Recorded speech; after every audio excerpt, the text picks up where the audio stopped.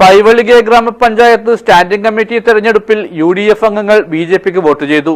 ഇതോടെ BJPയിലെ രാമകൃഷ്ണ ബല്ലാൾ ആരോഗ്യ വിദ്യാഭ്യാസ സ്റ്റാൻഡിംഗ് കമ്മിറ്റി ചെയർമാനായി തെരഞ്ഞെടുക്കപ്പെട്ടു. This news sponsored by ഗുണമേന്മയോട് കൂടിയ ഉൽപ്പന്നങ്ങൾ മിതമായ നിരക്കിൽ Sreekrishna hardwares MG road Kasaragod.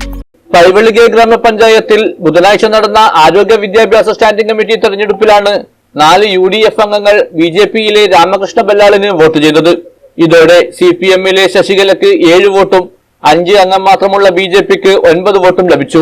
രണ്ടാം വാർഡിലെ മുസ്ലിം ലീഗ് പഞ്ചായത്ത് അംഗം സക്കീർ ഹുസൈൻ, 21 കടങ്കൊടി വാർഡിലെ മൈമൂനത്ത് മിശ്രിയ, പെർമുദായിലെ ശ്രീനിവാസ മാസ്റ്റർ, കൊക്കേച്ചാൽ വാർഡിലെ പ്രിൻസി ഡിസൂസ എന്നിവരാണ് BJP അംഗത്തിന് വോട്ട് ചെയ്തത്.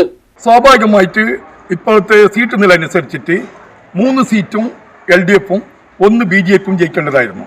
അപ്പം അങ്ങനെ ജയിച്ചു കഴിഞ്ഞാൽ ആരോഗ്യ വിദ്യാഭ്യാസ സ്റ്റാൻഡിംഗ് കമ്മിറ്റി ചെയർമാൻ സ്ഥാനം CPMന് കിട്ടും എന്നുള്ളത് കൊണ്ട് അത് ഇല്ലാതാക്കാൻ വേണ്ടി ഒരു സ്ഥാനാർത്ഥിയും ഇല്ലാത്ത UDFകാർ 4 പേര് BJPന്റെ സ്ഥാനാർത്ഥിക്ക് വോട്ട് ചെയ്തുകൊണ്ട് അവരെ ജയിപ്പിക്കുകയും CPMന്റെ 3 പേരിൽ ഒരാളെ പരാജയപ്പെടുത്തിക്കൊണ്ട് സ്റ്റാൻഡിംഗ് കമ്മിറ്റി ചെയർമാൻ ഇല്ലാതാക്കാൻ വേണ്ടിയിട്ടുള്ള കോലീബി സഖ്യമാണ് ഇന്ന് ഉണ്ടാക്കിയിട്ടുള്ളത്. പ്രബുദ്ധരായ ജനങ്ങൾ അത് തിരിച്ചറിയും, അതിൽ ഒരു സംശയവും വേണ്ട. BJPക്കാർ ബ്ലോക്കും ജില്ലയ്ക്കും എല്ലാ വാർഡിലും വോട്ടുകളുണ്ട്.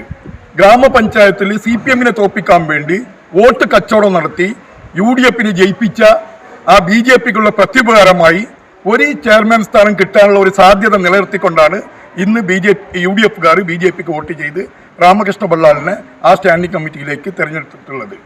പൈവളികയിലെ ഈ രാഷ്ട്രീയ വിഷയം വരും നിയമസഭാ തെരഞ്ഞെടുപ്പിൽ ചർച്ചാ വിഷയമാകുമെന്നും കോലീബി സഖ്യത്തിനെതിരെ രാഷ്ട്രീയ ക്യാമ്പയിൻ നടത്തുവാനാണ് CPM തീരുമാനിച്ചിട്ടുള്ളതെന്നും നേതാക്കൾ ആരോപിച്ചു. News bureau, Uppala.